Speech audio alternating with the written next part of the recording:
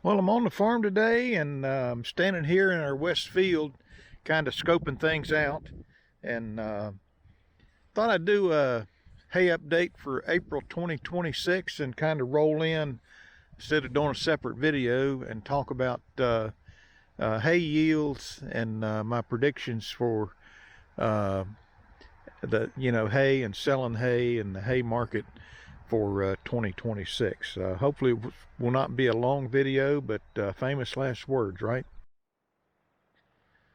So, as you can see, green up is well on its way here on the farm, and the grass is growing. Uh, and I'm gonna go around this west field and our low ground field, and then I'll wind this video up at the on our east field, and won't be going over the hill or over my barn. Uh, but yeah, the grass is coming in pretty good, and of course we hit these fields hard with lime uh, last fall, and I can't remember if it was December or January. I put down potash and DAP, diammonium phosphate, 18% of which is nitrogen, which I think is having an effect on these fields. I'm liking what I'm seeing. What remains to be seen over the next month is at some point sweet vernal grass will come in, and then we have this velvet grass. We got a real problem with that here on this farm. It'll be interesting to see if the soil pH has changed and the competitiveness of the grass with the that early nitrogen and then the potash and phosphorus, if that'll help outcompete some of that stuff. In my view, in a lot of ways, the best herbicide is just a really healthy stand of grass. And so I like what I'm seeing, and it always looks really good in the spring, early on, but later things kind of come in. But let's mosey on down here to the low ground, and we'll pick it up from there. All right, I'm down here in this low ground field, and of course there's a few spots here and right over in there. I've overseeded with grass that just hasn't come in, and where they had, if you go back and look at videos of a year ago, uh, we had cut trees in here that were just randomly out in the middle of this field, and it just made this field a hard field to hay, because you kind of had to do figure eights around all these individual trees that were out in this field, and I had them all. I cut them all, and then I had a guy come in and take the stumps out, and so now we've got just a really nice long running hay field here, and it's always been a pretty good producer, especially when it was a straight Timothy, and at some point I would like this field to be straight Timothy, because well, there's a couple things. One of them is it doesn't get the hard sun like that west field up there and the stuff on the hill, and Timothy doesn't like a lot of heat. We're on the southern edge of where you can grow it, and so this is an ideal field for straight Timothy. And the second reason for Timothy is, Timothy's typically a one cut, one and you're done for the year, and at least around here. Sometimes I'll get a second cutting, but for the most part, you get one really big yield. If you hit it with a lot of nitrogen, it'll respond explosively.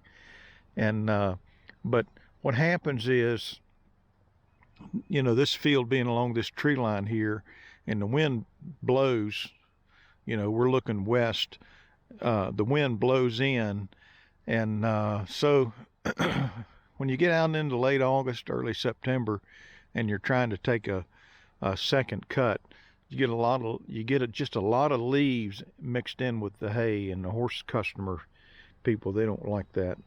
And there's invariably we get gifted with a lot of limbs and things that come down along the edge of those woods anyway. So this will be, if I can get it into Timothy again, straight Timothy, this will be a fantastic hay field. But what I'm looking for as I'm walking around, one of the things I'm looking for is the presence of some broadleaf weeds. And I won't spray for those things until I start seeing them come in. And there's two things, actually. One of them is I like to wait for the grass to get up a little bit, because I can see my tractor tire tracks where I've been going over the field, and it just helps me navigate and evenly spread the herbicide across the field instead of having big gaps. And of course, I drop toilet paper, my TPS guidance system, if you've seen some of my other videos. And but we want some clean hay out of all of our fields this year, and we're trying to return to really top quality hay, and not compete so much with basically the Walmart of hay producers, and that's just cheap, trashy hay. And but this field's looking really good. The grass is growing, and I'm just very pleased with what I'm seeing. So let's mosey on over to the west field, and we'll talk a little bit there and then wrap up this video. All right, so I'm out here in our east field, and just kind of looking it over here. The creek is in behind me. I don't know if you can hear it or not, but anyway, it's always a little thin down in here, but it's definitely thicker as you go up. And I think the Timothy that I overseeded in this field is a fair amount of that is coming in some of the thinner spots, particularly up towards the road. But this field, actually, I'm debating if the field comes in clean. What remains to be seen is, am I going to be plagued with this sweet vernal grass, and the big one is this velvet grass that's come in all over, not just here, but I don't know where that stuff came from, but it's all up and down the road. It's everywhere. And depending on what that looks like, I might make a little bit of first cutting in squares. And but as I've alluded to in earlier videos, the plan is to clip these fields and take second cutting, basically second and third cutting type hay, higher quality, higher priced hay, and lower yield to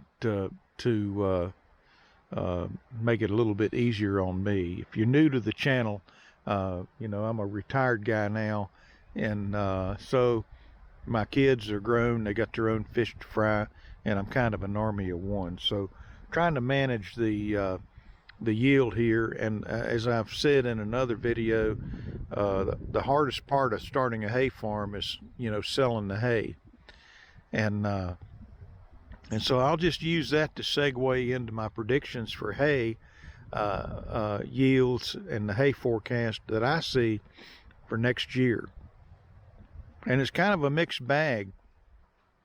Last year we had drought, and then we had rain, and that was coming off. That was 2025, and 2024 we had drought. So, and I think even in 2023 we probably had some drought. The bottom line was, in those years there was no carryover.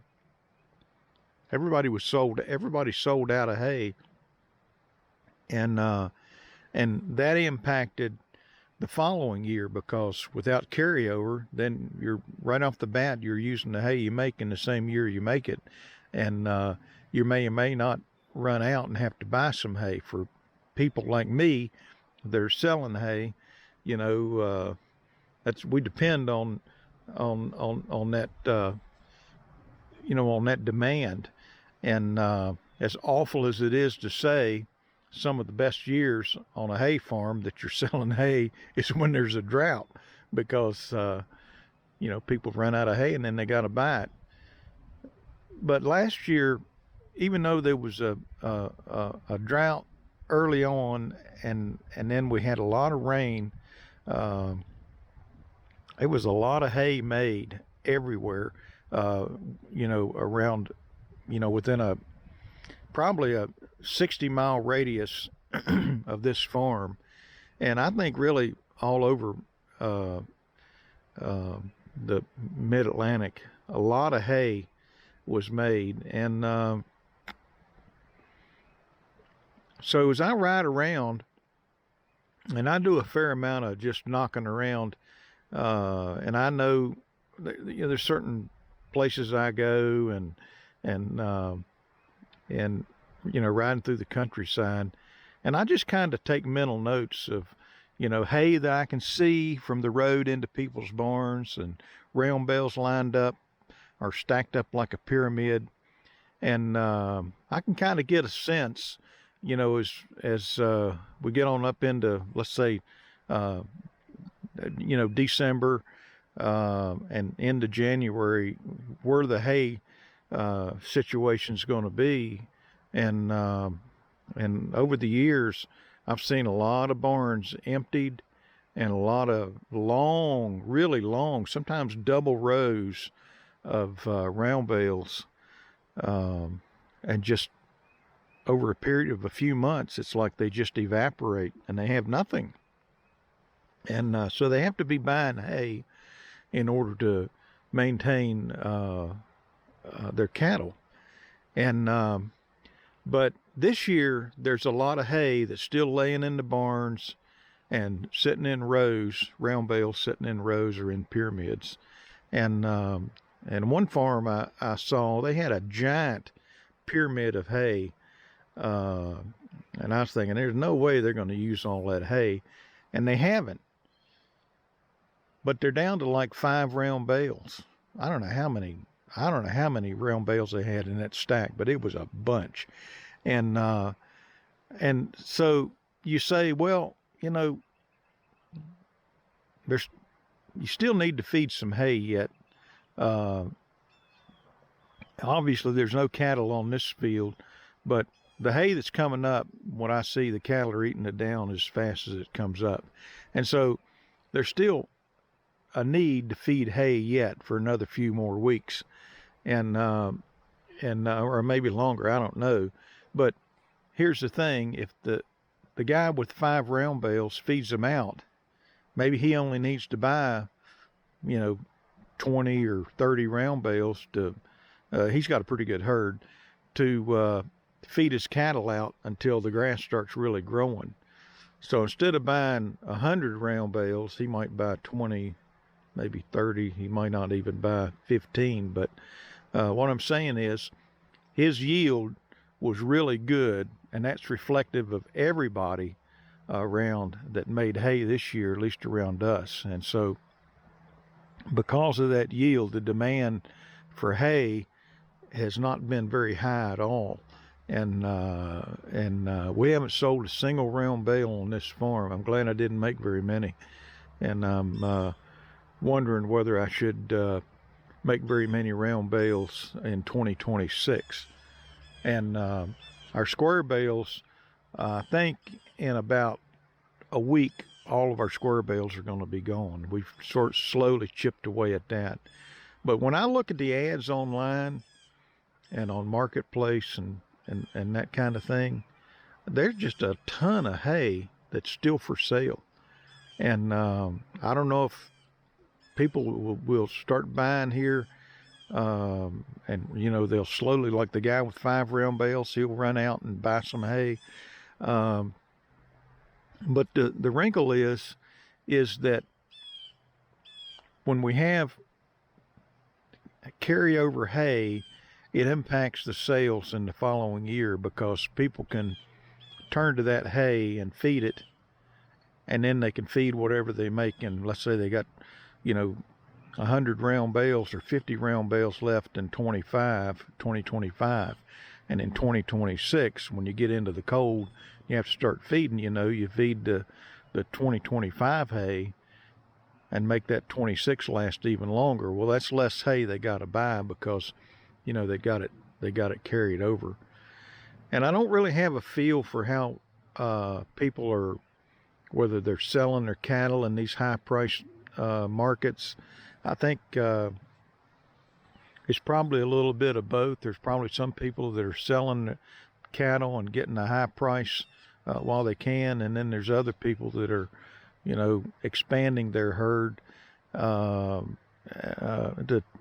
have more, putting more heifers in to have more calves, so they can sell high priced beef and beef cattle, and they would need more hay, while the guys that are selling their hay, selling their cattle, obviously would need next. So I'm not sure what the demand is next year. And the other wrinkle in that is fertilizer prices. They're just really high. But in spite of that, I'm seeing some people, you can see the lines where they've driven in their fields, where they've fertilized. But it's kind of a mixed bag. It's not like nobody's fertilizing and everybody's fertilizing. So some people are going to have a lot of hay if the weather's suitable, and other people are just not going to have very much at all. So 2026, in some ways, I think the demand for hay is going to be down to some extent because of the carryover, but it's all weather dependent. It seems like we have more droughts than we don't, probably in the last, 5 or 8 years, and that that impacts the hay.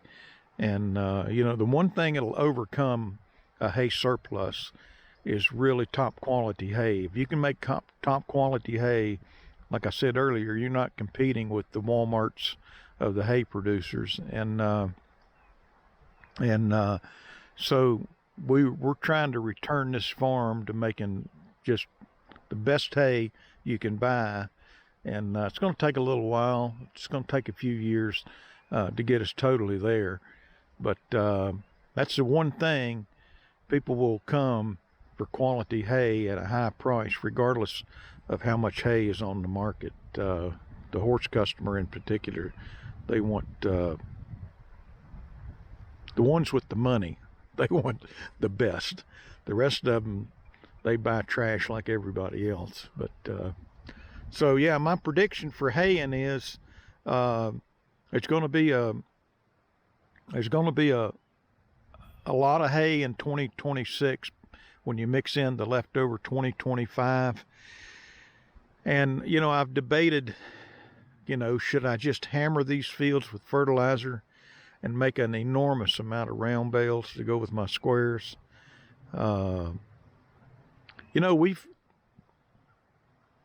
We've basically tripled our acreage here for potential haymaking.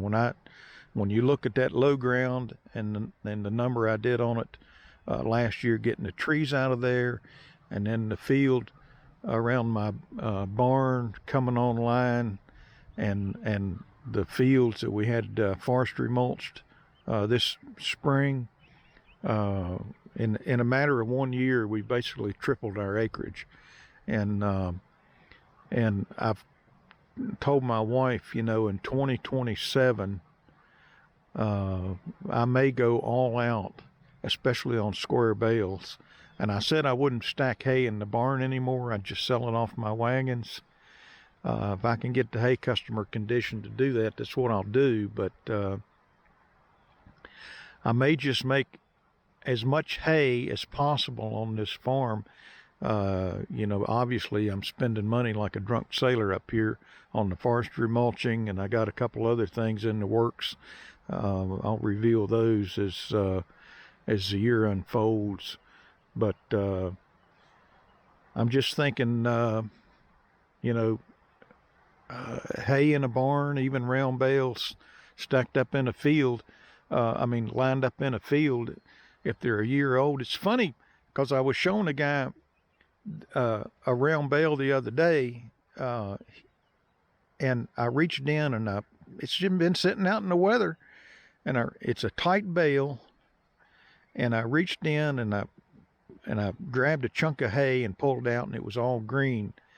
And so the round bale is keeping the hay preserved. We're losing a little bit, on the top and the perimeter, but yeah, that John Deere round baler I got just makes a really, really tight bale.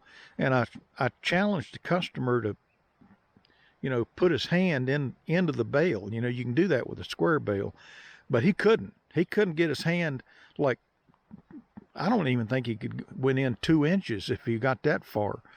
And so I don't see how the moisture gets down into those round bales. But even if I stacked hay along that fence row and it's set for a year or even 2 years, if we have a drought, somebody's going to come and buy that hay. If there's a shortage of hay, somebody's going to come and buy it, because they have to. If they've got cattle, you got to feed them. And so it begs the question, should we just hammer this farm with fertilizer and realize the revenue even if it's a year later?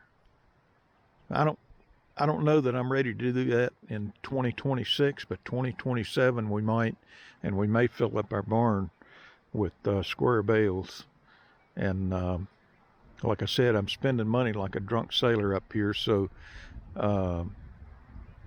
try to get some of that money or all of it back in a short amount of time. Anyway, the wind's picking up, and I'm cold. It was down in the 30s today. So let me get off here. That's a hay update for April 2026 and the hay forecast and prediction for 2026 as I see it. We'll talk to you later.